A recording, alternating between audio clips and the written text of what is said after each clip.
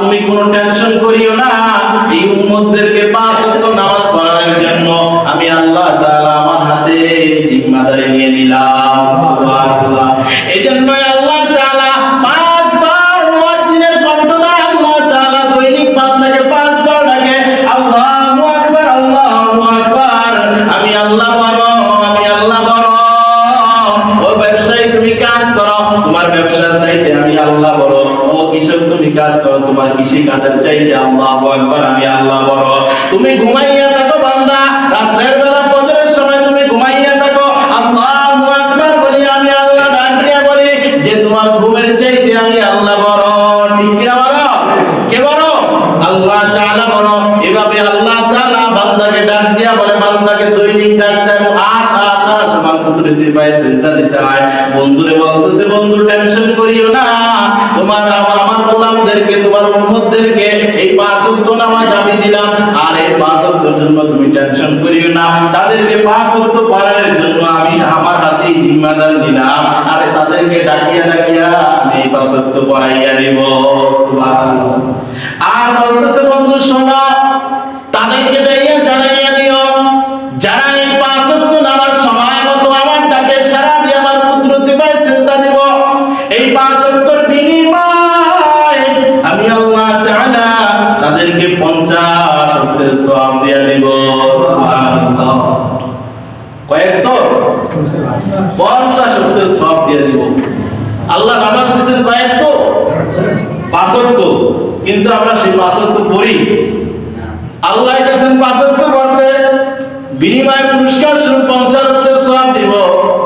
আর সেই 5 ওয়াক্তের জায়গায় আমরা কমাইতে কমাইতে সপ্তাহে পড়ি 1 ওয়াক্ত। ঠিক কি না? সপ্তাহে 1 ওয়াক্ত। আল্লাহ কাছে দৈনিক 5 ওয়াক্ত পড়তে, আমরা পড়ি সপ্তাহে 1 ওয়াক্ত। সপ্তাহে 1 ওয়াক্ত পড়া যাবে না, দৈনিকই 5 ওয়াক্ত পড়তে হবে। হাসরের ময়দান যখন কায়েম হয়ে যাবে, বিচারের ময়দান যখন কায়েম হয়ে যাবে, তখন আল্লাহ তাআলা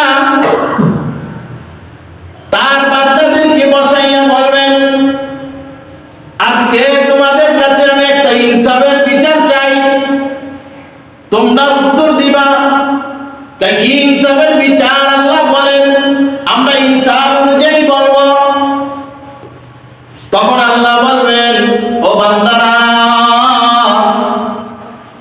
দুনিয়াতে যারা যার অনুসরণ করত, যার ইবাদত করত, তারা তো তার সাথেই থাকবে। কি বলো তোমরা?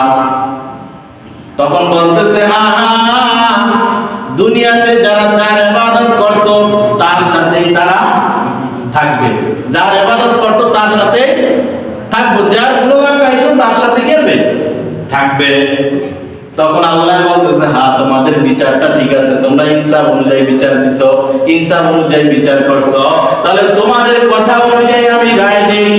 তাহলে দুনিয়াতে যারা যার ইবাদত করতা তার সাথে তোমরা থাকবা, দুনিয়াতে যারা আমার ইবাদত করছো তারা আমার সাথে জান্নাতে চলো, আর দুনিয়াতে যারা মূর্তির পূজা করতা, গাছের পূজা করতা, গাছের ইবাদত করতা, তার সাথে সবাই মিলে জাহান্নামে চলে যাও।